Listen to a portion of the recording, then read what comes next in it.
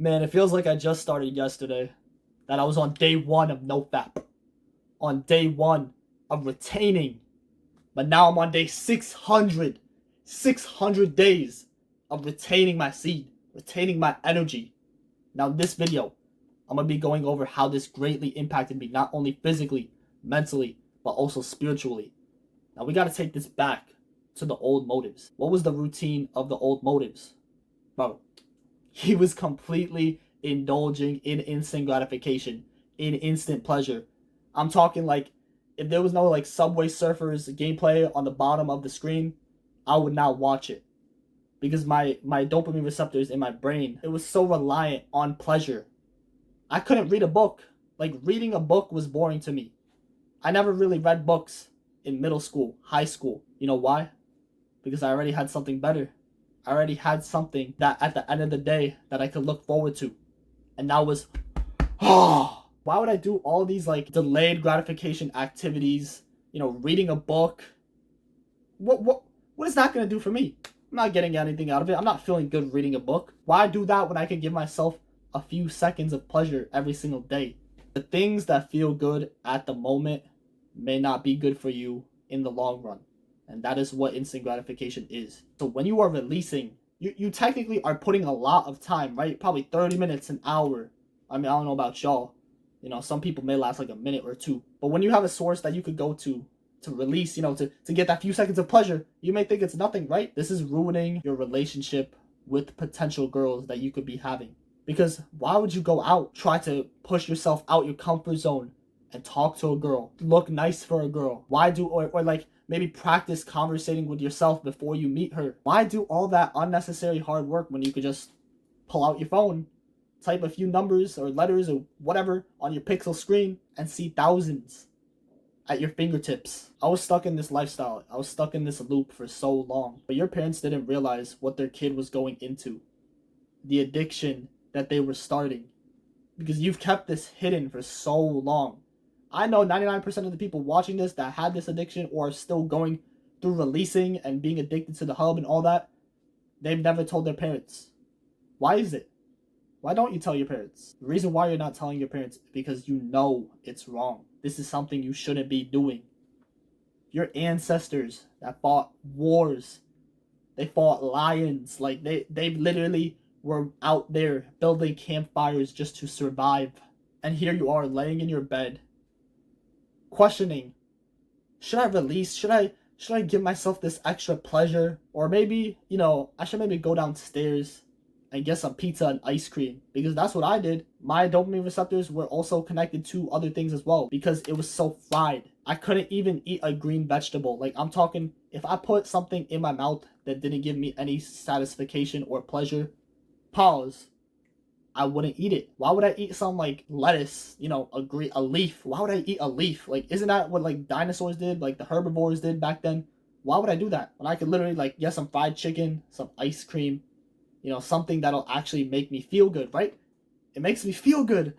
Yay, I feel so good, like eating all these sugary, sweet, fatty foods. But you don't realize that you're destroying yourself slowly. So this addiction started for me from the middle of middle school up until past quarantine. So 2020 to 2021. This is when I first started Nofap, because I was in this cycle for so long. I was addicted for so long. Like, I didn't even realize I had an addiction. I just thought it was perfectly normal for me to do it, and that every single person I knew, like literally every single person I knew, was doing it as well. So it's completely normal, right? No. If everyone is doing something that they don't know is bad for them, but they're doing it anyways, that is an addiction. You don't realize an addiction is an addiction until you try to stop it, and you can't. Because when I first started NoFap, you know, 2020, I tried to stop so many times. I tried to stop. Weeks, months, I kept trying to stop myself. I ended up relapsing. The next day I would tell myself I would never do this again, just to end up relapsing. So I knew this was something serious. This was something that I actually had to go out my comfort zone to stop. I had to actually tell myself like, yo, this isn't right. What you're doing is literally destroying you. Think about this. This addiction was so bad. Every time I looked at a girl, like slightly attractive, the first thing that came to my mind wasn't like, oh, maybe I should go up to her and say hi to her. Maybe try to get her number, or try to start a little conversation. Nah, bro.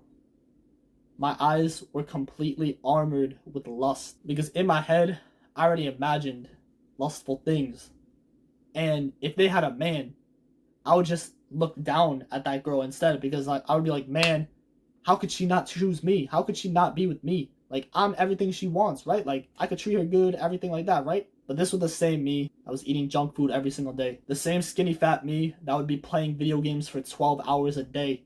I would use video games as an excuse to not work out, because every time I worked out, I would tell myself that this would ruin my progress in the video game. I'm going to be drinking my water now, so do not even click off this video.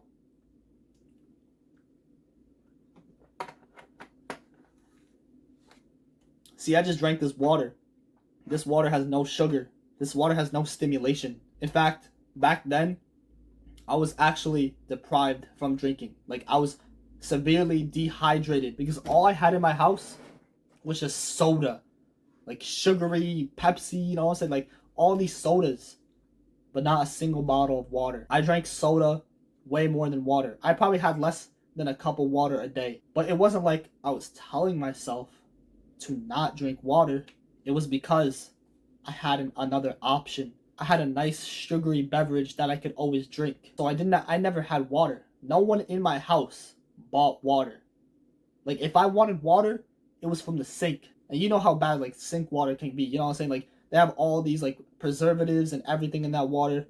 So if I even drank that water, that was still bad for me. But anyways, back to Nofap. When I was starting Nofap, I prayed every single night to stop doing this. Every single night I would pray to stop, and I would end up relapsing the next day and the next day. But then I started to study myself. I'm like, why am I ending up relapsing? How can I actually stop myself? How can I actually make progress to stop this addiction? The first thing that I did to make progress on Nofap was remove the things that triggered the urge.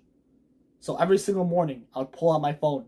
I would see a big juicy cake on my screen, and that triggered the urge, which ended up me relapsing. So instead of pulling out my phone every single morning, I put it in the other room, or I turned it completely off. So I couldn't even turn it on. I couldn't even see the notifications or anything. I can't actually activate the urge. I'm not actually getting that urge in the morning because my phone's off. My phone's in the other room. What can I do? Well, now I actually had the time to take care of myself. I actually had the time to brush my teeth, to wash my face, to actually put on nice clothes, make myself a nice breakfast, instead of putting that hour or two scrolling on TikTok. The next thing I did was remove the accounts that I followed, these thousands and thousands of like Insta models and all that. I completely removed those accounts, or I just clicked off of them and I never went back on it again, because I knew as soon as I would go on that account, jiggly cakes are everywhere. They're like popping left and right, you know what I'm saying? Like, I wouldn't even be following these girls. Some of the girls, like, I wouldn't even be following, but they would still pop up on my feed, because that was the thing that I was liking. That was the thing that I was viewing the most. Next thing I did was sign out of the accounts. I signed out of every account that I could view that adult content on. So for instance, like Instagram, Twitter, Reddit, you name it.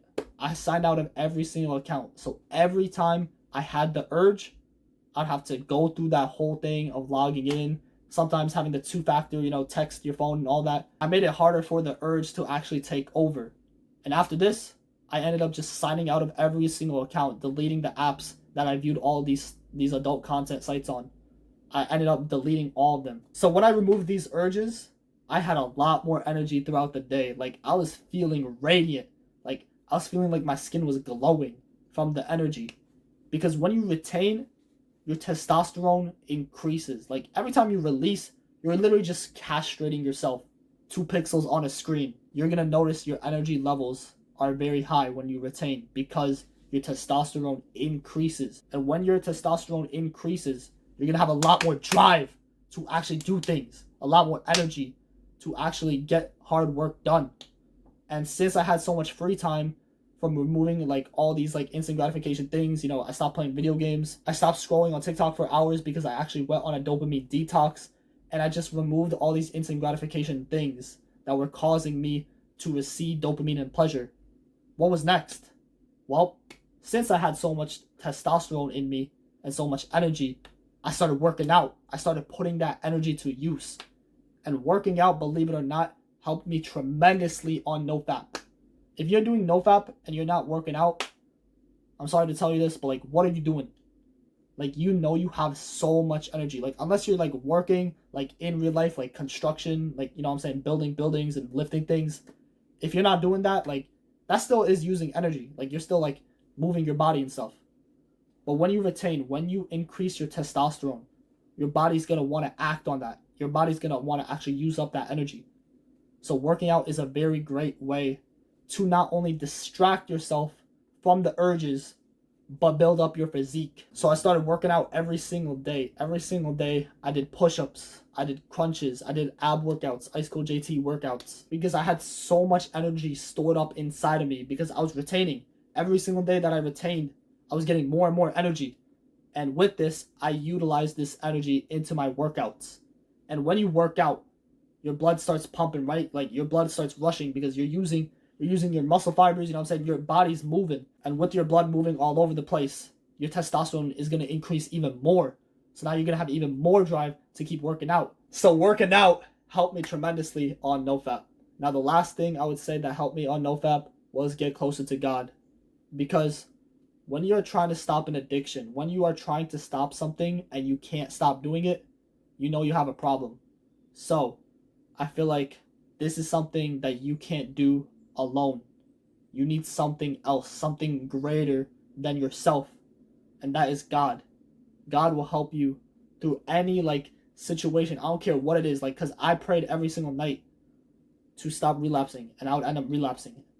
And I would almost look down on God. I'd be like, why do I have to face all these hard times? Why do I have to constantly make promises to myself and break them?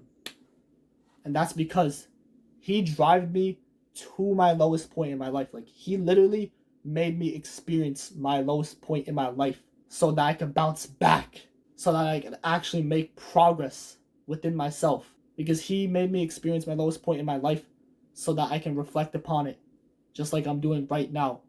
I'm reflecting. I'm actually thankful I was driven to this lowest point in my life, because now, like, look at me now. Like, I'm actually shredded. You know what I'm saying? I made so much progress. And if I didn't experience all these hard times, you got to be grateful for the hard times as well, because the hard times is what's going to shape you into a stronger person. It's almost like there's an outside voice telling you that you could just start tomorrow, you know? Just bust one out real quick today and you can start Nofap tomorrow. So then you do that and tomorrow comes. Oh, you know, it won't hurt to do it for a few seconds, or to look at that one Instagram model for a few seconds. You do that. You end up relapsing.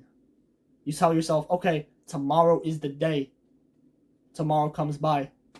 Oh, you know, I'm bored. I don't have anything to do. Let me just go on my social media and see what's up. You see, like, all these Twitter, Reddit, like, I don't even know, like, all these like urges that just come your way. Pause. That is why I say get closer to God, because God will be that second voice, that second person in your head to fight off those urges. But anyways, that's gonna wrap up day 600 on Nofap. So I hope you guys did enjoy today's video, and remember to keep surpassing your limits. And I'll see you guys in the next one. Take care, love y'all. Peace.